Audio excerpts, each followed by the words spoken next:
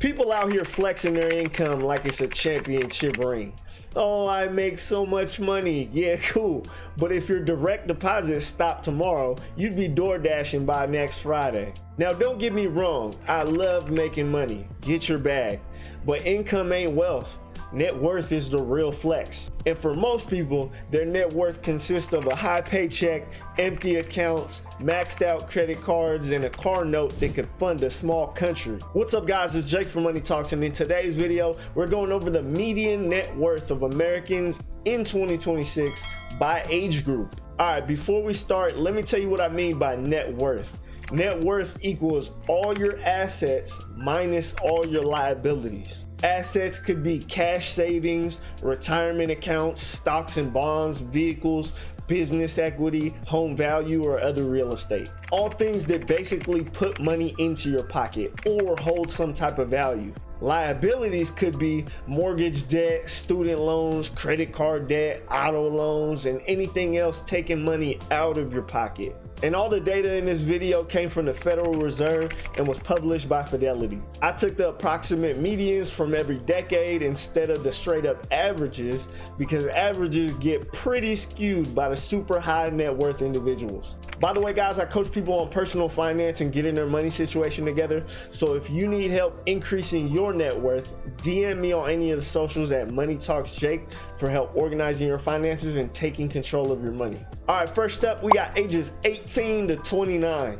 The average net worth for this group is about $25,788. If you're a young person in this group, I actually wouldn't trip too much about net worth. Of course, you should have goals, and if you can achieve some major wealth in this age category, that's incredible. But for most people, the main focus at these ages, in my opinion, should be in developing high-paying skills and staying out of debt. The biggest thing stopping the younger generation from a successful life trajectory is student loans that don't justify the degree, unnecessary car loans, a lack of discipline with consumer spending, and a lack of specialized skills. Focus on those things and you'll be above average, no question.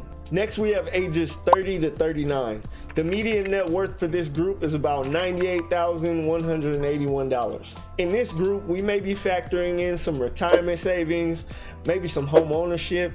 This is where you see the major gaps in wealth start to rise between those who have a financial system and those who do not. By your 30s, people typically get a higher income and more responsibility, but that's why the decisions made here are crucial. You'll have access to loans you never had before. You'll have access to things you could never buy before. This is typically where I see people make their biggest financial mistakes, like buying houses and cars they can't afford.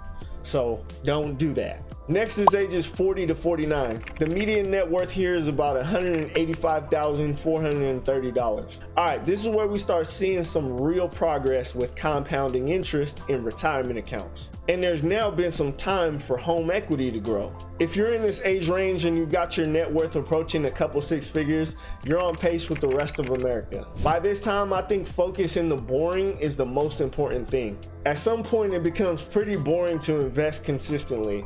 Keep paying down a mortgage, keep being a smart shopper. These are things that are boring but necessary if you want to retire comfortably. So if you're in this age range, I'd say don't lose momentum, keep going. Now for ages 50 to 59, median net worth in this group is about $299,607. This decade often shows the biggest jump in median net worth. Payrolls are higher, mortgages are smaller, savings are bigger.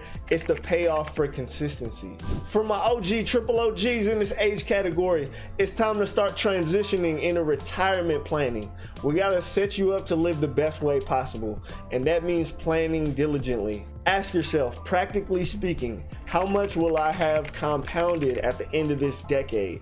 And what type of life will that buy me? And for any younger viewers, ask yourself what kind of life you want to live when you get to this age, and how hard do you have to work for that life as you start approaching those later years? And finally, age 60 plus.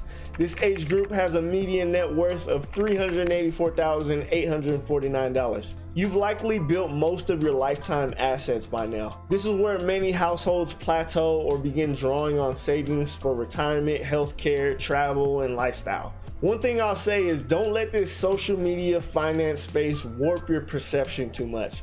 You do not need to be a millionaire to live a good life and retire comfortably. But what I will also say is you should be realistic about what type of lifestyle you'll be able to buy with how much wealth you have. You're not going to be eating caviar on a yacht with the fancy martini every other week with the 400K net worth. It's just not gonna happen. Some of that may even be tied up in illiquid assets like a house, in which case it really doesn't help you other than to give you a roof over your head. It's all about setting goals and expectations and doing what is necessary to meet them. So if your net worth isn't where you want it to be, relax. This isn't about shame, it's about awareness. Now you know the numbers. The only question is what you're gonna do with them. You wanna be the median? Or do you want to be exceptional? Your choice. But the only way to be exceptional is if you stop freestyling with your money with no plan. Start building towards real wealth. And remember, income pays bills, but net worth builds freedom. And you can watch this video right here to learn how to manage your money effectively. Thank you for watching. If you like this video, don't forget to like the video and subscribe, and I will see you in the next one. I'm out.